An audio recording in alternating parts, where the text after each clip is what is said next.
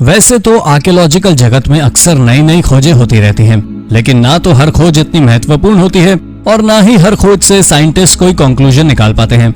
आज हम आपको 10 ऐसी खोजों के बारे में बताएंगे जो अपने आप में अनोखी थी। तो चलिए शुरू करते हैं इस मजेदार वीडियो को। Number 10, Z burial suit. China का हैन वंश काफी समृद्ध और अमीर सभ्यता थी। इन लोगों ने अपने समाज के मृत लोगों को दफन करने के लिए एक बरियल सूट तैयार किया था। ये बरियल सूट्स बहुत अनोखे थे और मोज़ेक टाइल को यूज करके जेड सूट के बने थे। प्राचीन चीन में जेड सबसे प्रीशियस स्टोन हुआ करता था और ऐसा माना जाता था कि यह शुद्धता और अखंडता को चिन्हित करता है। 1968 में पुरातत्वविदों ने ऐसे 2 सूट्स खोजे। इनमें से एक को 2498 जेड प्लेट्स का यूज करके बनाया गया था। इन प्लेट्स को गोल्ड, सिल्वर आदि मेटल्स के तारों से जोड़कर सूट बनाया जाता था। कई जेड सूट्स की खोज के बाद वैज्ञानिकों ने यह कंक्लूजन निकाला कि जिस तरह के तारों का प्रयोग जेड सूट को बनाने में किया जाता था, उससे ही मृतक के स्टेटस के बारे में पता चलता था। जैसे राजाओं के सूट में सोने के तारों का इस्तेमाल होता था, वहीं प्रिंस और प्रिंसेस के सूट चांदी के तारों के बने होते थे। Number 9, the hermit Kings layer. एक समय में एक निष्कासित एंजेलो सैक्सन राजा के रेफ्यूजी के तौर पर यूज की जाने वाली इंग्लैंड की ट्रेंट नदी के पास स्थित एंकर चर्च के नाम से जानी जाने वाली इस साइट, इस केव हाउस को लगभग 1200 साल पहले इयर्डवुल्फ नाम के राजा के लिए बनाया गया था, जिसे 806 एडी के दौरान अनजान कारणों से निष्कासित कर दिया गया था। 796 एडी में इयर्डवुल्फ ने अपने एंसेस्टर्स की हत्या कर राजगद्दी हासिल की और महज 10 साल बाद ही इयर्डवुल्फ के बेटे ने उसे निष्कासित कर दिया। आर्कियोलॉजिस्ट का कहना है ये गुफा सैक्सन आर्किटेक्चर के कुछ उदाहरणों में से एक है। पूरे इंग्लैंड में ऐसे सिर्फ 20 स्ट्रक्चर्स ही पाए गए हैं। 18वीं सदी में English aristocrat sir Robert birth date ने इस जगह को अपने फ्रेंड्स के साथ डिनर करने के लिए भी इस्तेमाल किया। Number 8, medieval Nubian cathedral. Old Dongola में काम कर रही एक पॉलिश आर्कियोलॉजिस्ट की एक टीम ने रिमोट सेंसिंग टेक्नोलॉजी की टीम ने सूडान का सबसे पुराना नुबियन चर्च खोज निकाला है। इसे 6वीं सदी के मध्य के समय का माना जा रहा है। साइंटिस्ट का कहना है कि यह उस समय की सबसे पावरफुल कम्युनिटी थी। इस साइट पर आर्कियोलॉजिस्ट को एप्स वॉल्स मिली, जिन्हें बड़े आकार की कलाकृतियों से डेकोरेट किया गया है। इसके साथ ही यहाँ पर एक बड़े डोम के शेप का एक मकबरा भी मिला है, जिसके बारे में ऐसा माना जाता है कि यह किसी आर्क बिशप का बरियल टूम है। इसकी चौड़ाई 26 मीटर है, जबकि लंबाई एक 3 स्टोरी बिल्डिंग जितनी होगी। इस जगह पर 1964 से एक्सकेवेशन कार्य जारी है, पर वैज्ञानिक आज भी इसे बनाने का एग्जैक्ट समय नहीं पता लगा पाए हैं। आर्कियोलॉजिस्ट का कहना है कि आने वाले समय में इस जगह से नुबियन कल्चर से जुड़ी कई रोचक तथ्य सामने आ सकते हैं। Number 7, Mediterranean Wales.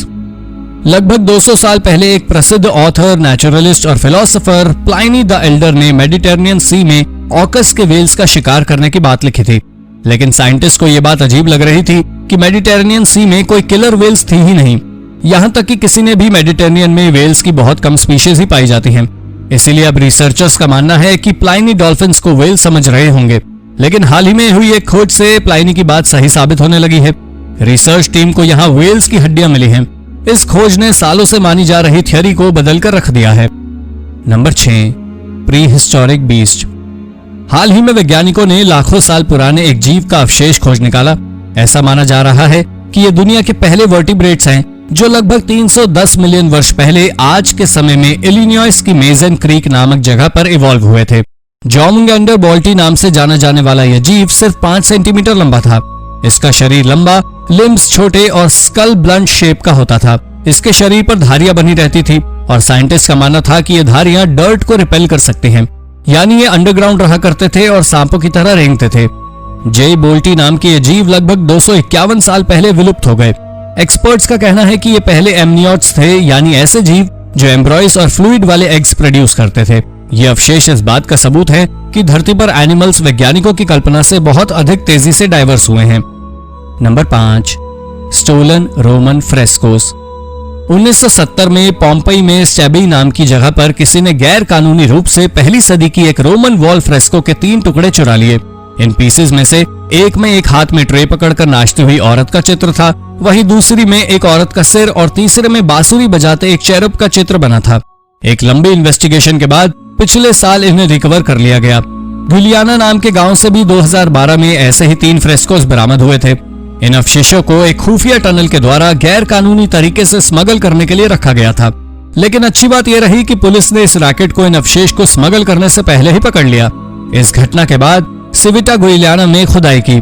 यहाँ से कई अन्य अवशेष भी पाए गए, लेकिन ज्यादातर अवशेष चोरी हो गए थे, इसलिए वैज्ञानिक किसी भी कंक्लूजन पर नहीं पहुंच पाए।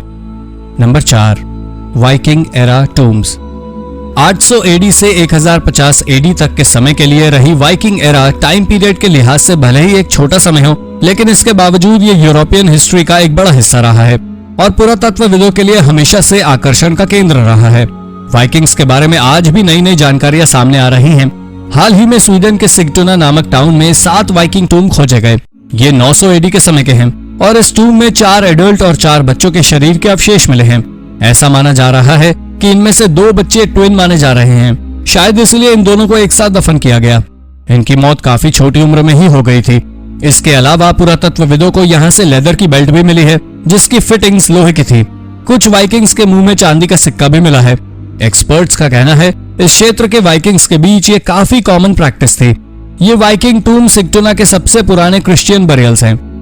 Number 3, ancient Egyptian worship. लगभग 2400 साल पहले हेराक्लियन नाम का यह शहर इजिप्ट का सबसे बड़ा मेडिटेरेनियन पोर्ट हुआ करता था। आज की तारीख में इसके रुइंस अबू क्वेर बे में डूब चुके हैं। हाल ही में वैज्ञानिकों को एक रैकेट वॉरशिप मिला जो हेराक्लियन के नष्ट होने के कुछ समय पहले का ही था। एक टूटे हुए मंदिर के नीचे लगभग मिट्टी के 5 मीटर अंदर दबा हुआ मिला यह शिपरेक इस बात को ध्यान में रखकर बनाया गया था कि यह अच्छी स्पीड गेन कर सके। इसकी लंबाई लगभग 25 मीटर थी और इसका हल इसकी चौड़ाई का लगभग 6 गुना था, जिससे यह पता चलता है कि यह क्विकली मूव कर सकता था और इसे कार्गोज या पैसेंजर्स को ढोने के लिए नहीं बनाया गया था। रिसर्चर्स का कहना है कि इस शिप को नाइल नदी में चलाने के लिए बनाया गया था। हेराक्लियन ग्रीक और इजिप्ट के कल्चर का मिक्सचर था और इस शिप में भी इस बात की झलक देखने को मिलती है। पुरातत्वविदों का कहना है कि हेराक्लियन सुनामी और भूकंपों की वजह से नष्ट हुआ था। Number 2, coin horde. आज के समय में रूस में स्थित फैनेगोरिया नाम का प्राचीन शहर बॉस्पोरन किंगडम के समय में काफी अमीर और समृद्ध शहर था और यही वजह रही कि सदियों तक इस शहर में तमाम लोगों ने इसे लूटने के लिए हमले किए। इस पर हमला करने वालों में हंस, टर्क्स तथा अन्य कई समुदाय शामिल हैं। 6वीं सदी के मध्य में यहाँ पर एक लूट हुई जिसमें यहाँ के किसी व्यक्ति ने अपना सारा खजाना रख कर जला दिया। हाल ही में पुरातत्वविदों ने इसे खोजा और इसमें 80 ब्रॉन्ज कॉइन्स थे। इन सिक्कों में 3वीं सदी के आखिर और 4वीं सदी के शुरुआती बॉस्पोरन राजा के चित्रों को उकेरा गया था। Number 1, Roman road. हाल ही में हुई एक रोमन रोड की खोज ने पुरातत्वविदों को भी हैरानी में डाल दिया। इस खोज के बाद पुरातत्वविदों का कहना है कि 5th सेंचुरी में हुई इस शहर की ऑफिशियल खोज के काफी पहले ही ये शहर बस चुका था। यानी वेनिस इक्गुन नाम की जो जगह आज डूब चुकी है, रोमन काल में वहां बसती थी। हालांकि एक्सपर्ट्स को भी यहाँ रहने वाले लोगों की पॉपुलेशन के बारे में जानकारी नहीं थी। हाल ही में हुई एक रिसर्च में सामने आया है कि ट्रेपोर्टी चैनल पर 12 स्ट्रक्चर्स हैं, जिनकी ऊंचाई लगभग 3 मीटर है। वहीं इनकी लंबाई 53 मीटर के करीब होगी। वहीं स्कूबा डाइवर्स ने 4 अन्य स्ट्रक्चर्स खोजे हैं जो 4 मीटर ऊंचे और 135 मीटर लंबे हैं। यानी शायद अब जलमग्न हो चुके ट्रिपोर्टी चैनल पर एक बसा बसाया सेटलमेंट था जिसे खोजा जाना बाकी है। तो दोस्तों, ये थी 10 इनक्रेडिबल खोजें। इनमें से कौन सी खोज आपको सबसे ज्यादा रोचक लगी? अपना जवाब हमें कमेंट में जरूर बताएं और ऐसे ही अन्य रोचक जानकारियों के लिए हमारे चैनल को सब्सक्राइब करना ना भूलें। धन्यवाद।